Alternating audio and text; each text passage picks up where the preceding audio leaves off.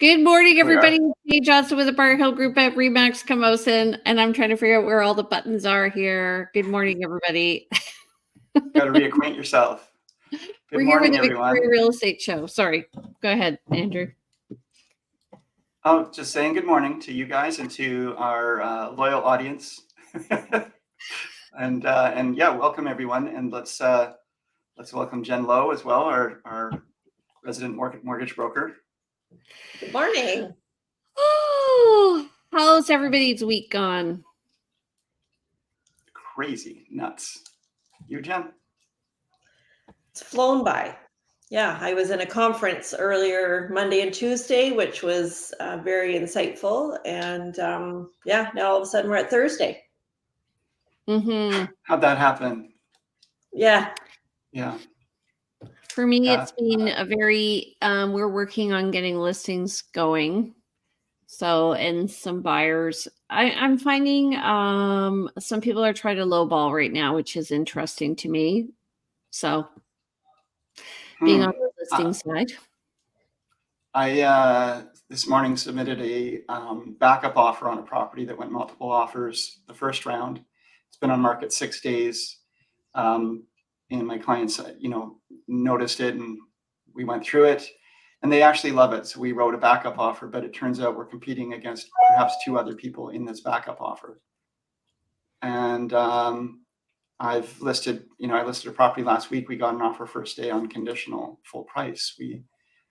There's a lot of different activity in the marketplace. It's kind of all over the place. Some areas and some configurations of housing are not as busy as others. Certain locations? Location's a big part. Yeah. And then condos are maybe not quite as strong as single family housing. Townhouses, I'm not too sure on. I think it's kind of somewhere in the middle. What do you think, you guys? Jane? So I've had, first of all, I think it's a good strategy to do a multiple offer these days because you're right. The market is kind of wishy-washy and it depends. I've had a condo where we've had 2 You mean a backup offer? A backup offer where we've had 2 sets of multiple offers, and the backup offers come into play twice, like in different scenarios. And so, yeah, sometimes the backup offer can push the first offer through, but I think because there's a little bit of uncertainty, and I don't get it because it's not in other markets in Canada. It's mostly just in Victoria. That we have, a little bit of a boost? Or no, uncertainty. Uncertainty, right? Okay. Yeah. So like in Ontario, they're talking multiple offers all over again in here, but they're also at a different price point. And here, people are buying, withdraw, buy, withdraw, buy. Mm-hmm. So, yeah, interesting. I wonder if the rescission period has anything to do with.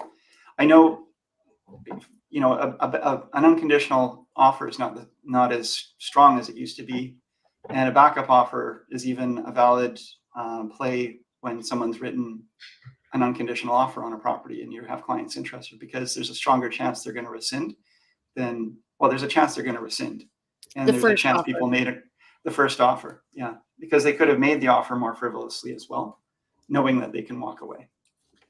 Yeah. So anyway, there's lots of strategies to kind of mitigate that on the buying side, but I do think it's a good idea to do the backup offer because then you're there and usually you don't have that competition. Many people are choosing not to do backup offers because they feel there may be another product, but it's literally like 3 days. Yeah, so, we've got today's the 18th and the other offer is due on the 19th.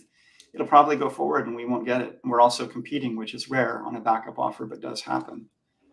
So a couple of hurdles there, but it's worth the chance because we're not tying ourselves up for long. So, I mean, one strategy is just to tie yourself into the backup offer on the day of the initial offer.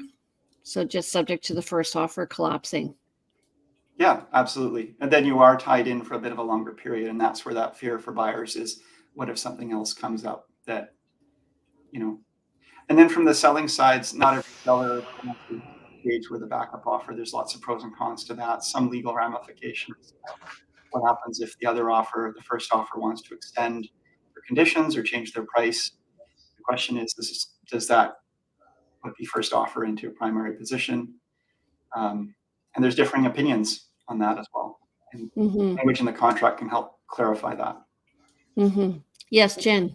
You never know from the lender side too, if on the first offer, if they've put a really short financing clause, or like, say they put 5 days, depending on which lender they're requiring their financing from, if they don't get it in time, and like if there's certain credit unions right now are taking longer because their rates are lower. And so we're getting these emails, please bear with us, their turnaround time is lower. So their desks are full of applications, right? So they're taking time to go through them. Yeah. You can't just really quickly. Yeah, right. So I had an interesting, Go ahead. Never mind. No, I don't want to talk about it actually, because it would identify the clients if I even just talked about the scenario. So. Okay. Yeah, we do have to be careful. Yeah. Okay. So just so you know, guys, we offer lots of little gems of advice. So please like us. Yeah, I'll talk about that. I'll talk about that event that happened in a future episode when there's more distance between. Okay. Yeah. Please subscribe to us if you do like the show, and you can go to each of our YouTube channels, and they are in the comments.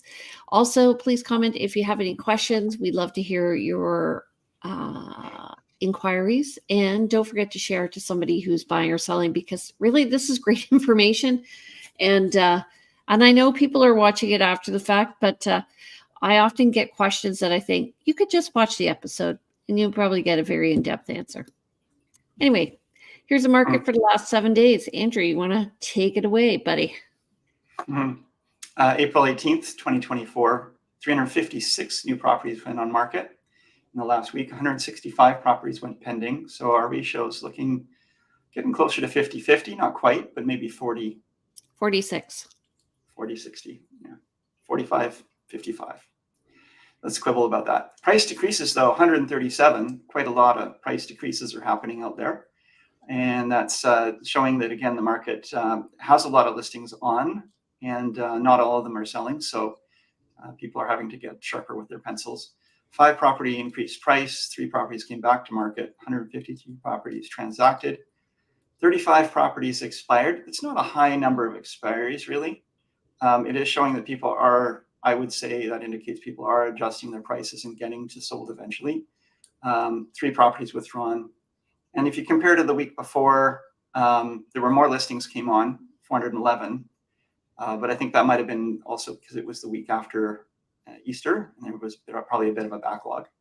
143 properties went pending, so we're increasing pending properties week over week. Similar number of price decreases. 6 price increases, 3 back on market, 79 transacted, 35 expired, same as this week. So again, just a small number of expiries really, and 6 withdrawn. Comments, you guys? Yeah, expired could mean they've taken it off the market. We have in one case. So just so you know, in our contracts, if it's expired, the contract with the realtor is actually still enforceable for 60 days. So if somebody comes in and writes an offer, then you go through the realtor. Okay, so you're talking, there's a nuance here, and for our realtor friends who are watching, and we just actually had this happen with one of our team listings, where there was a discussion around, do I cancel this listing and relist it? And no, you don't cancel a listing, because that actually cancels all of the provisions of the contract, whereas there are certain provisions that survive an expired listing. So when we do a change order, we expire the listing, change the expiry date rather than just cancel. Yeah. And that's just the cleaner way to do it. And it's just better practice for us. Better business practice. Okay, and then month to date, here we are at 282 net unconditional sales. That's compared to 637 for the month of April in 2023, and up from 131, so over 50% more, or 100% more than last week. New listings are at 823. That is incredible, considering last week we were at 466. and it's probably going to extend past the 1,036 last year. I almost said 1 million. Total active listings are at 2,896 right now. That's compared to 2,043 for April of last year. So we are definitely up in inventory. And active listings, you can see, really we're only up 95, but that's because our list to sale ratio went from 35 to 45 this week. So we're doing well. Market's picking up. Yeah, I think everything's kind of tracking with what how I thought it would track. I mean, we're getting busier, and people, I think, are anticipating or hopeful about a change in interest rates in the near future. Maybe not super near future, but sometime this year things will start tracking down as opposed to staying steady or going up. And the closer we get to that, I think the more people will get interested in taking action. So there are people now getting ahead of that. You've got to get ahead of the people getting ahead of it. Which is why you got to look when other people aren't looking. Yes. All right, Jen, anything new on the financing side? Well, the inflation numbers came in for the month of March, and they ticked up a little bit to 2.9.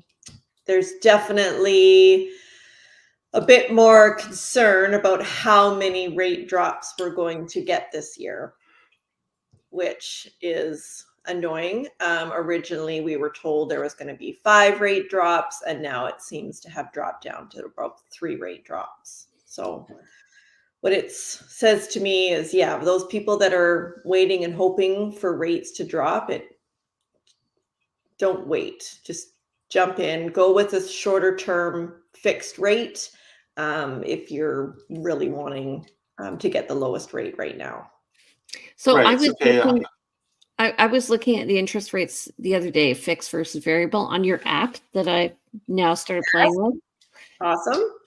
And it looks like fixed rates are lower than variable right now. Much lower. Like 1%, over 1% lower, which is opposite of what it normally is. So they're betting the market is going to go down too, right? Okay. So for someone who's on a variable rate right now and was looking to switch over, would it be a good time to talk?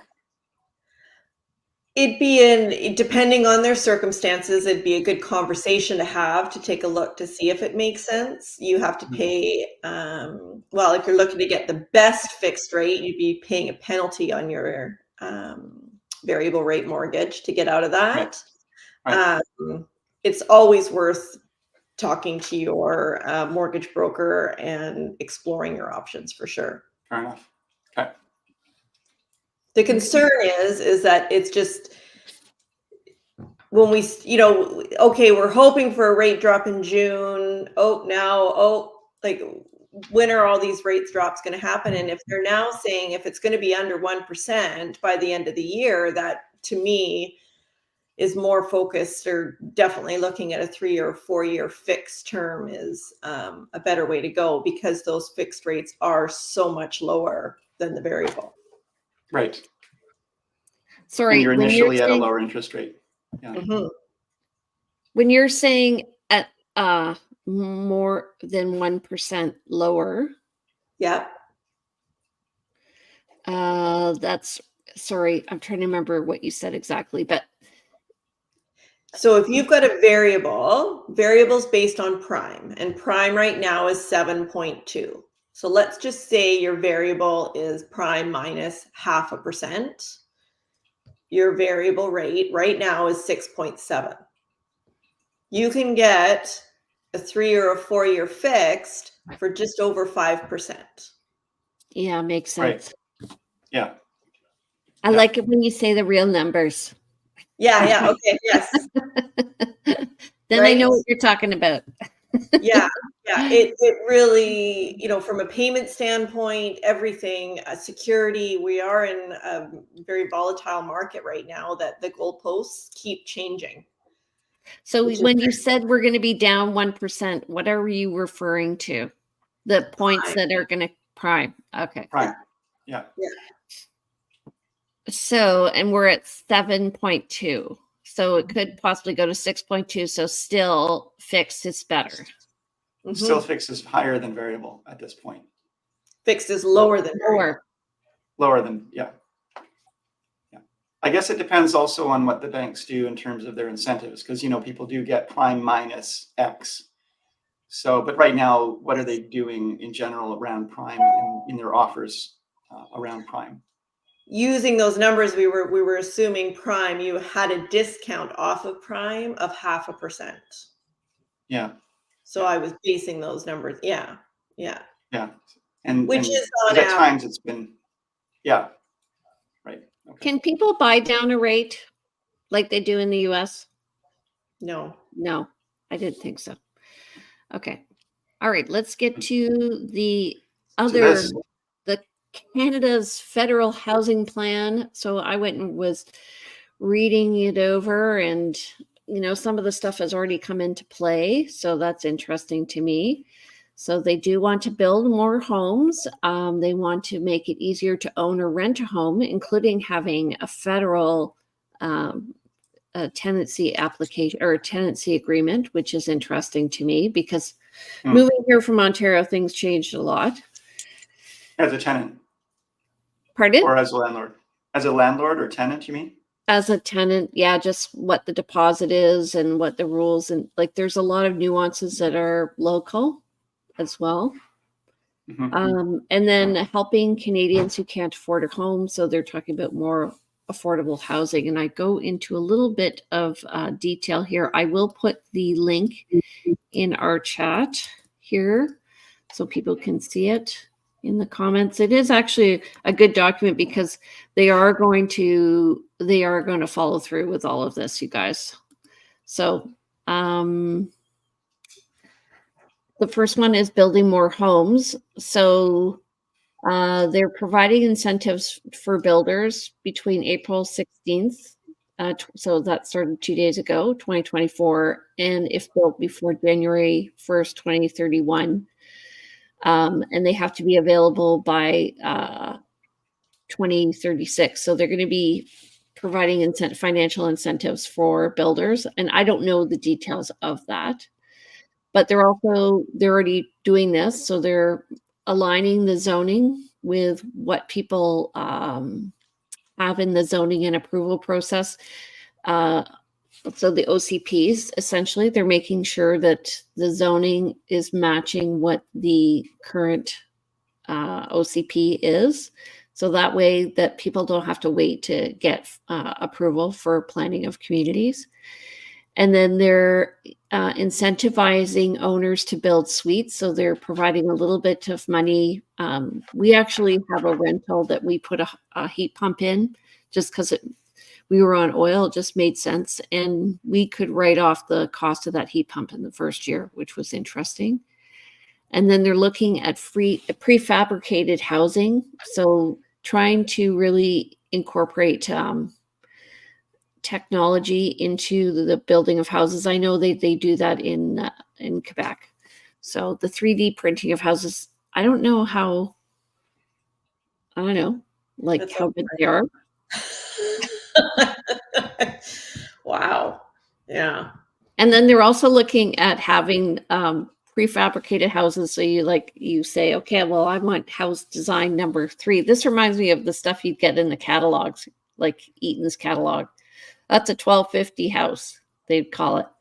And so you'd get a kit. There were some in downtown Victoria, which are character homes now.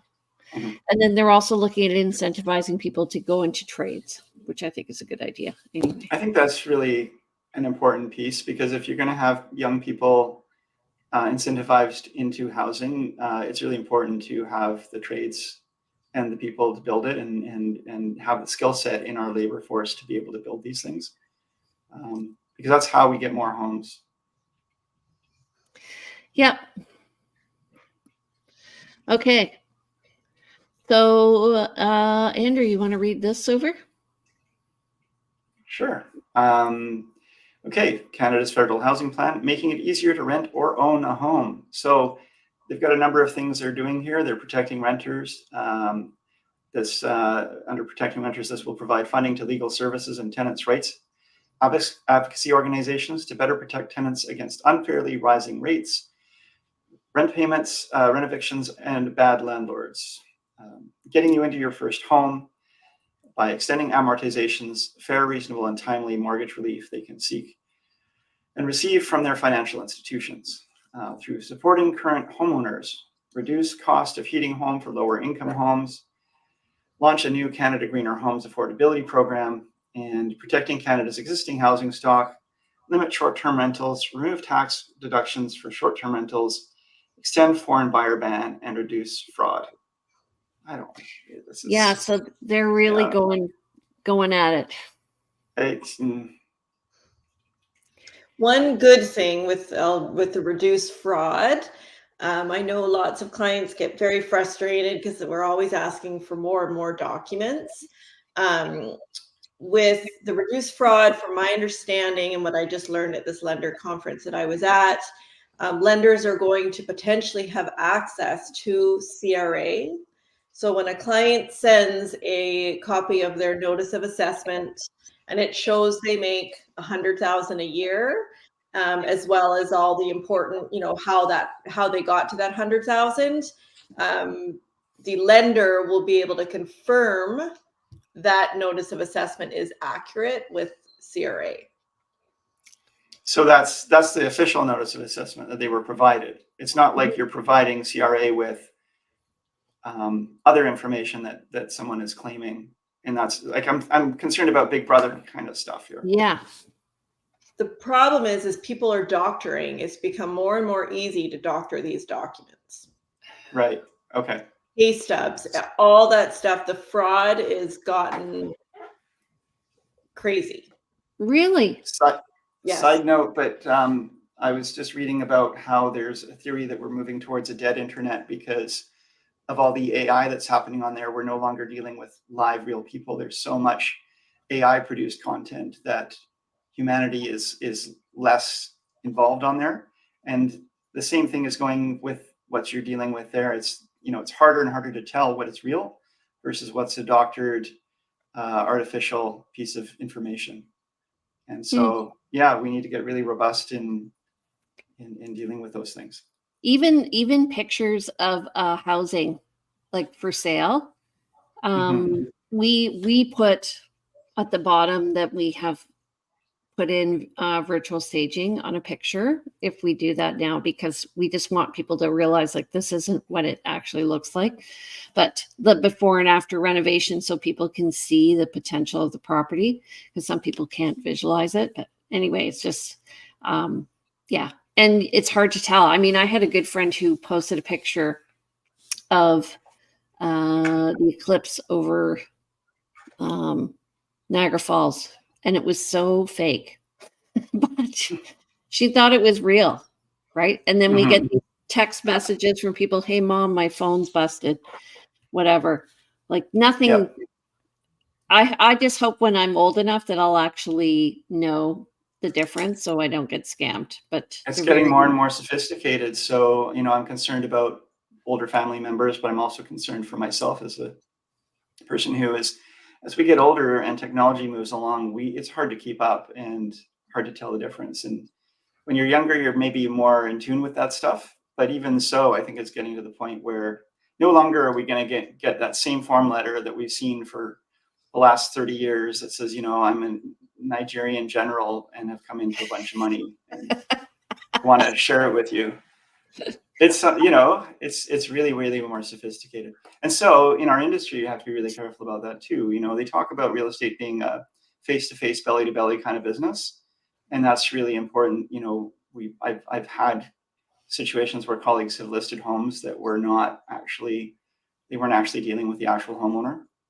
And that was an interesting event to watch. And so there is fraud out there, and it's actually becoming more and more sophisticated. And our Torrens land title system has a load of protections in place, but someone could, in good faith, buy a home in our current Torrens system, in good faith, buy a home from a fraudster and put it into their name, and they are then protected as the new homeowner, and the old homeowner no longer owns that home, which sounds really weird, but it's how we keep clarity of title and ownership.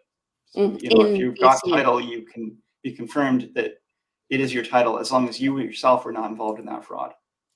Yeah. A way to mitigate that would be to add on a home equity line of credit to the title, so it's not clear title. Even if you never use the home equity line of credit, just by having it on there, you're protecting yourself. Interesting. Can you go into more nuance on that and talk about how that works?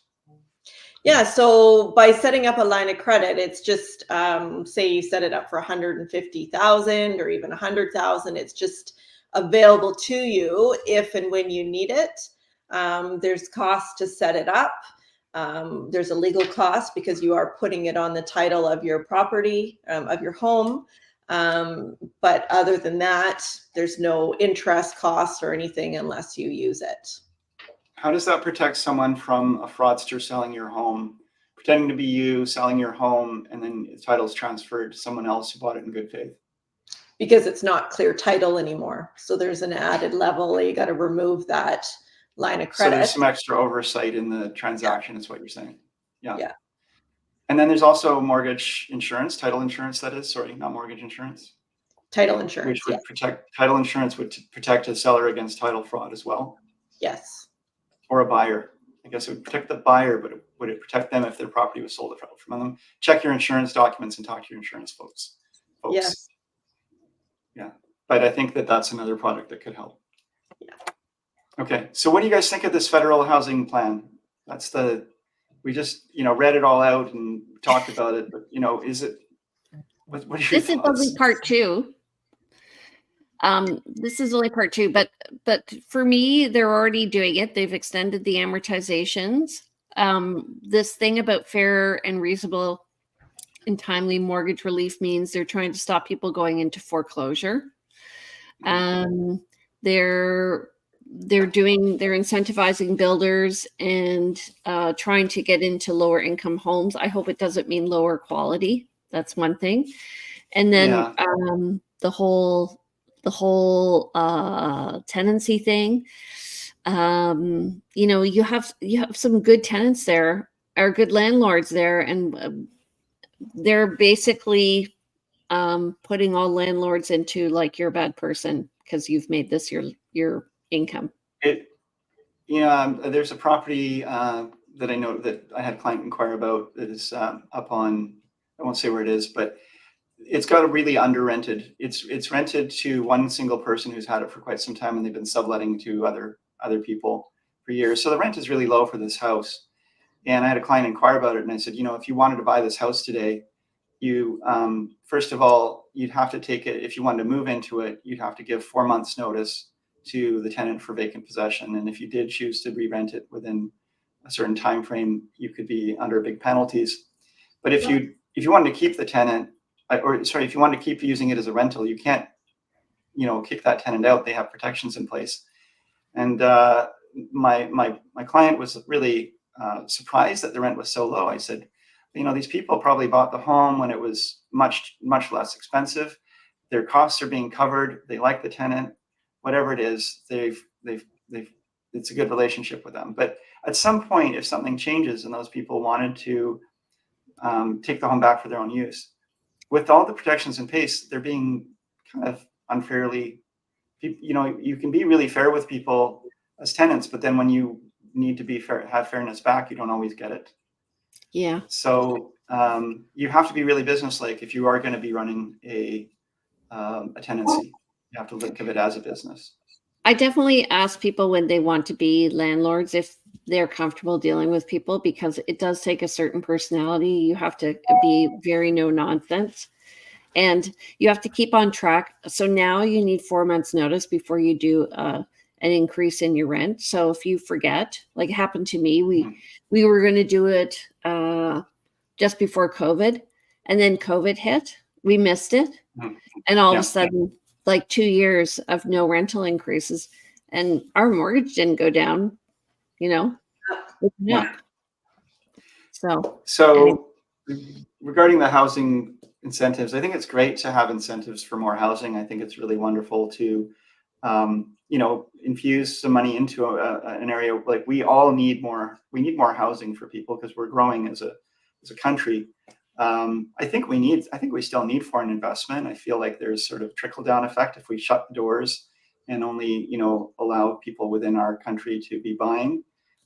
We've shut the door to some great investment that would allow for more vibrancy, more infrastructure. I think shutting down short-term rentals is the same thing. People are bringing in income from these short-term rentals that allow them to have more money, that allows money to flow into our economy, which allows for more growth in building. Jane. But the foreign buyer ban, though, I think it's not as limiting as we thought, because when we went over it, people who are foreign buyers, they are welcome to buy multiplexes or commercial, and as long as they have their PR or one person has their PR or Canadian citizenship, there's lots of ways around it. So one of the things that they talk about in this paper is the lack of land, which kind of made me laugh. It's funny. But we all live in this little strip right along the southern end of Canada. So that's where that comes from. Is it's a perception, but how people live in Alaska, Yukon, and the Northwest Territories. They live in, northern Ontario and northern BC and people live in all areas of BC. And I was thinking about this, and this is maybe a little harsh, but there's all this talk about, well, when our generation or the generations before us bought their homes, they didn't have to pay so much. It's much easier for them. But they were buying homes that didn't have the quality of heating systems and the quality of wiring and the quality of windows and the infrastructure. They didn't have, they were boxes with single pane windows and poor insulation. And, the building code was not the same. And yes, they had a lot of land, but the Victoria of the 1930s and 40s was very different than the Victoria of today. And if you wanted the Victoria of the 1920s and 30s, then you could move somewhere, to a different city that's smaller, right? And I'm coming off me. I'm not harsh. I'm not being harsh, but I'm trying to be give some context and reality here to, people saying, oh, I can't afford to live in Victoria, even though I was raised here. That's true. A lot of people can't, but there's so many great places to go where you can go and create your own great place. And we do have a lot of space in Canada. So, yeah. And at the same time, well, at the same time, all the land that people are wanting to build on is the arable land where we need it for growth of all of Southern Ontario is housing now. And that's probably the most fertile land in Canada. It's A+ agricultural land, and it's all going. Yeah, so. No, I'm really glad that we do have the ALR and that we do need that, and just for nature and everything else. So when it comes to growth, up is better than out in many ways, but we still have room to grow up in smaller communities as well. Well, and they do have that as part of the program. They do have that, so to grow up. Let's go back to that.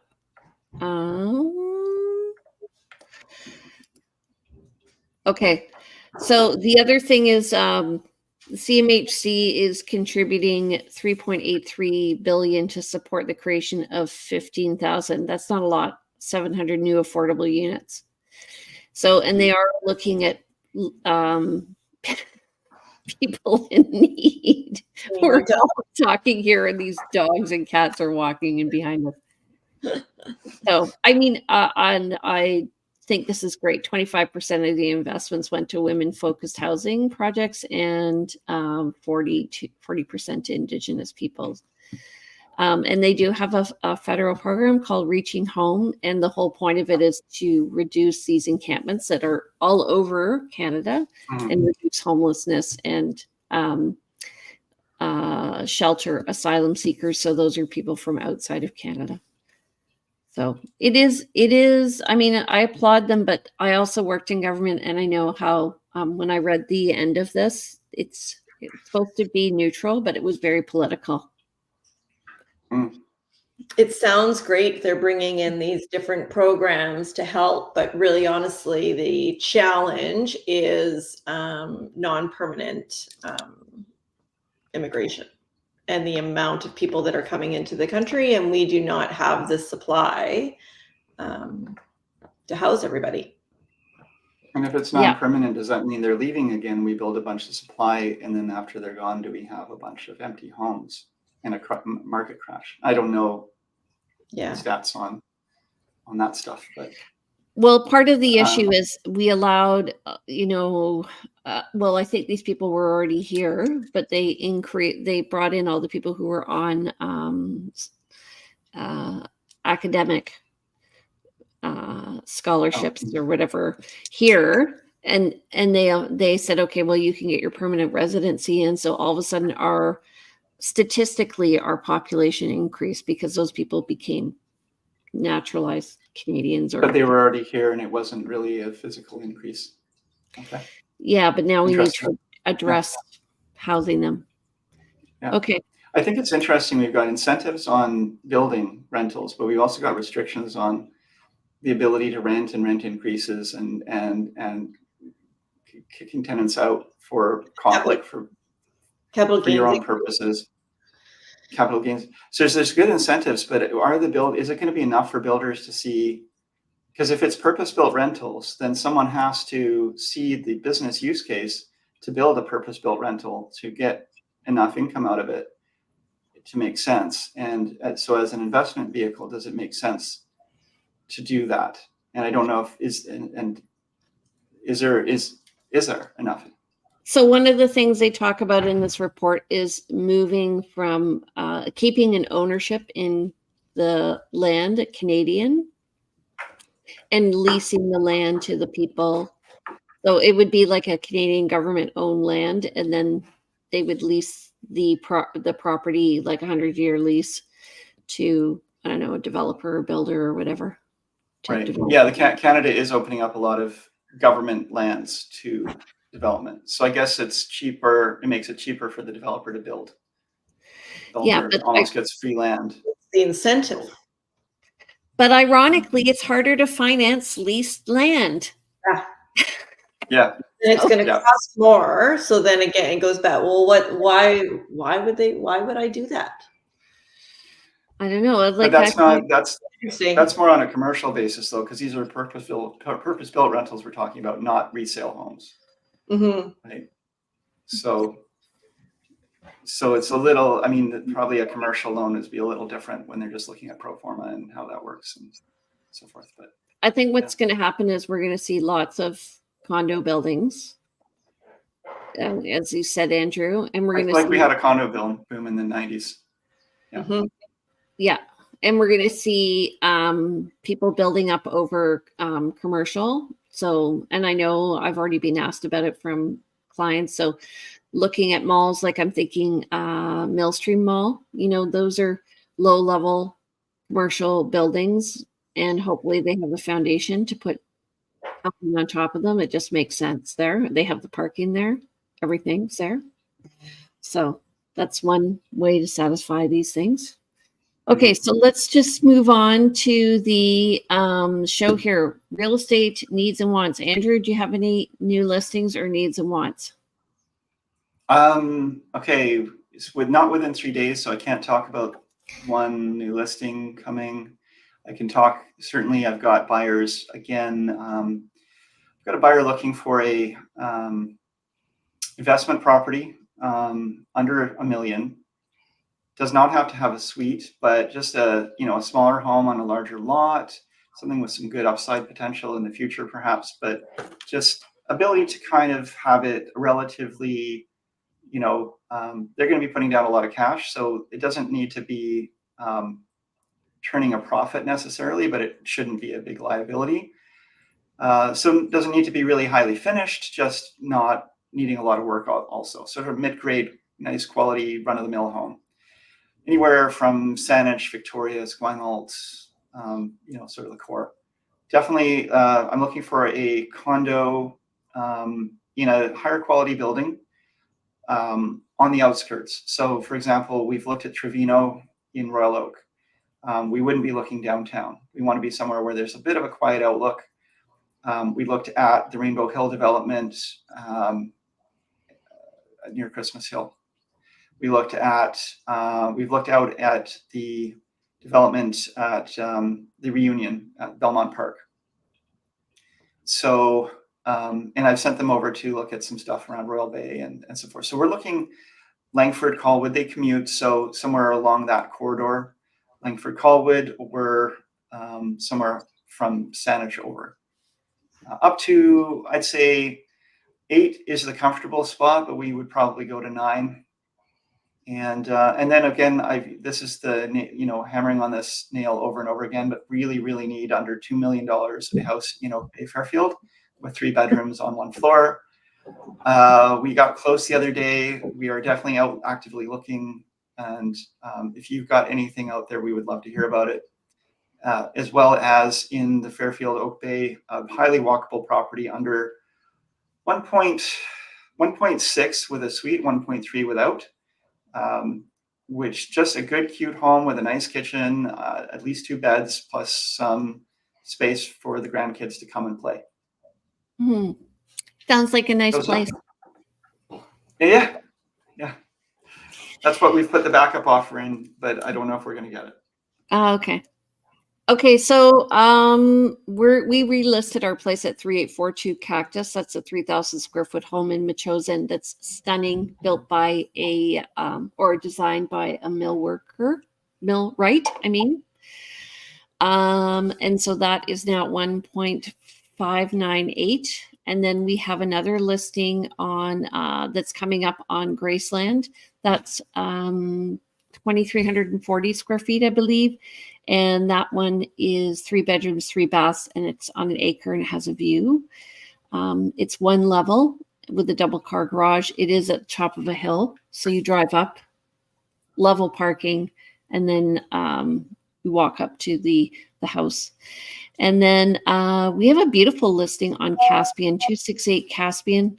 So that's a 4 bedroom, 4 bath. It's 2,343 square feet, and it's in Royal Bay. And so if you're looking for a great neighborhood, honestly, every time I go, I'm just so impressed by how many young families there are there.